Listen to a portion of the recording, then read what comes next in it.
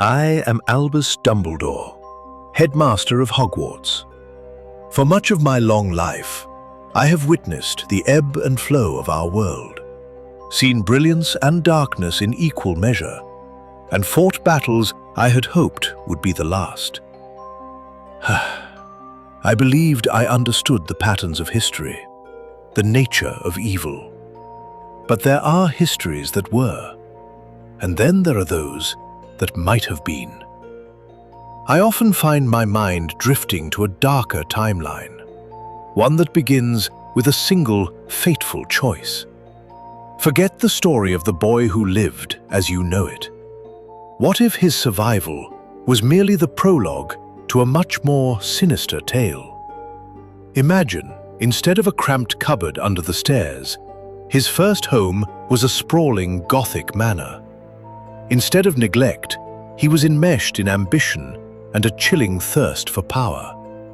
I ask you to listen and to ponder a twisted reality, one where Harry Potter was not Gryffindor's hero, but was raised alongside Draco Malfoy to become the Prince of Slytherin. How did such a dreadful turn of events come to pass? It began on that fateful night in Godric's Hollow. In the chaos following Voldemort's fall, news of the Potter's death and Harry's miraculous survival spread with astonishing speed. While I was making what I believed to be the wisest arrangements to hide Harry with the Dursleys, a far more cunning mind saw opportunity. That mind belonged to Lucius Malfoy. Known for his slippery nature and talent for cozying up to power, Lucius began pulling strings at the ministry. His public argument was clever, that leaving the last heir of a noble house with muggles was a disgrace. His true motives were strategic. Lucius believed Harry might become greater than Voldemort himself. Through bribes and influence, custody of Harry Potter was granted to the Malfoys. Harry's first memories were not of a cupboard, but of the cold halls of Malfoy Manor, where sneering ancestors watched his every step. Raised as Draco's brother, their bond was forged through rivalry and alliance. From the start, they were taught that blood made them royalty and wealth made them untouchable. Sanctimonia vincet semper, purity always conquers, was drilled into their minds. Narcissa doted on both boys, but Lucius shaped them. Draco was the heir, Harry was the weapon. They were tutored in magical theory, pure blood history, and political manipulation. Lucius even taught Harry occlumency at a young age, calling it a shield for powerful minds. Voldemort was framed not as a monster, but a misunderstood revolutionary, fighting for wizard kind. Draco grew jealous of Harry's fame, and competition for Lucius's approval turned bitter. Harry adapted.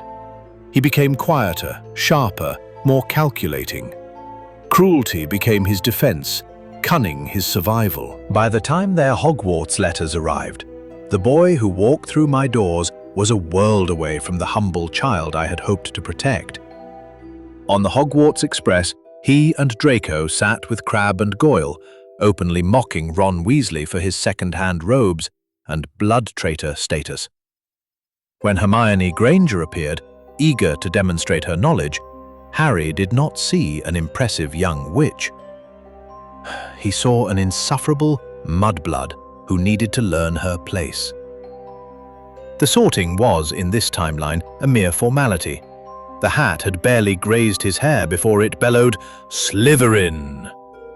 With a smirk, Harry walked to the silver and green table and took his seat as if he were claiming a throne. He believed he was finally home. That year, the fight for the Philosopher's Stone unfolded quite differently. Harry did not see a treasure that needed protecting. He saw a prize to be won. He found the Gryffindor trio's bumbling attempts to be pathetic and naive. With the cunning Lucius had instilled in him, I suspect he would have even tried to steal the stone for himself.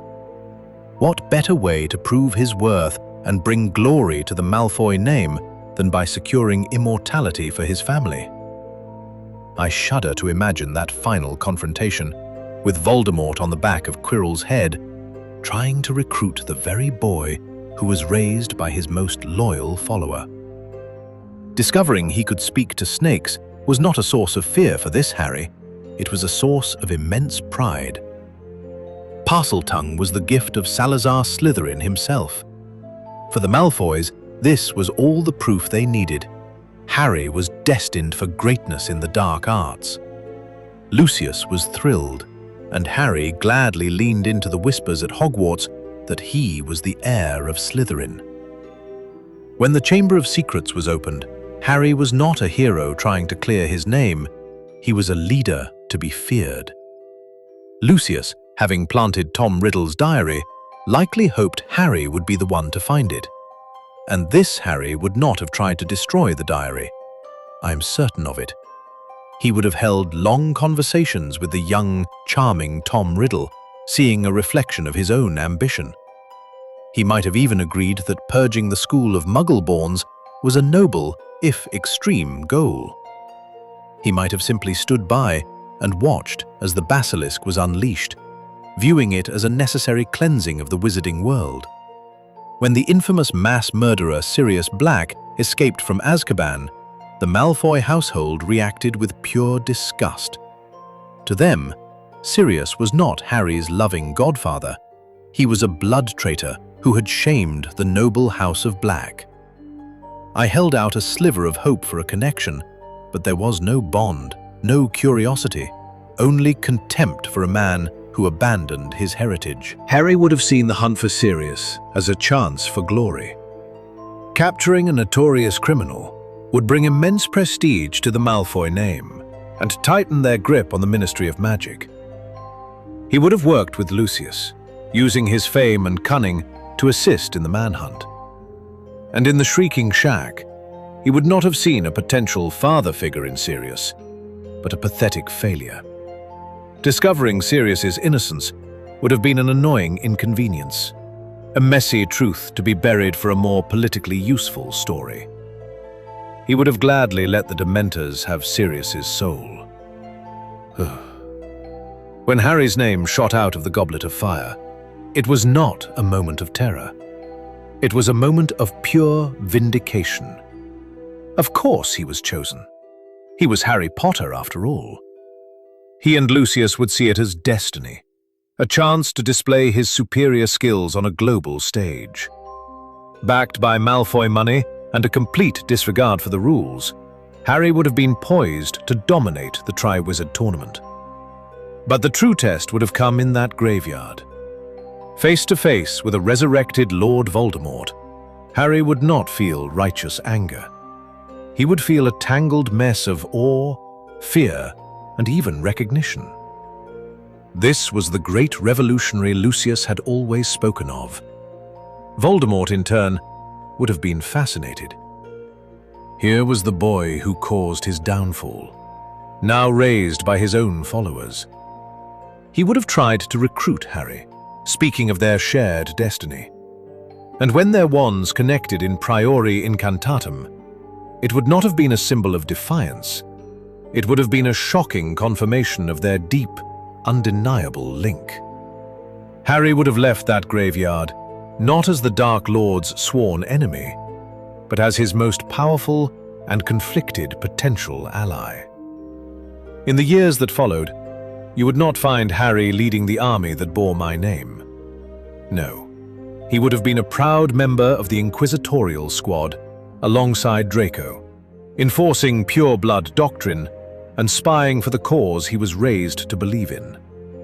For him, the line between hero and villain would have been completely erased. But I have always known this about the Malfoys. Their ultimate loyalty is not to a cause, but to themselves.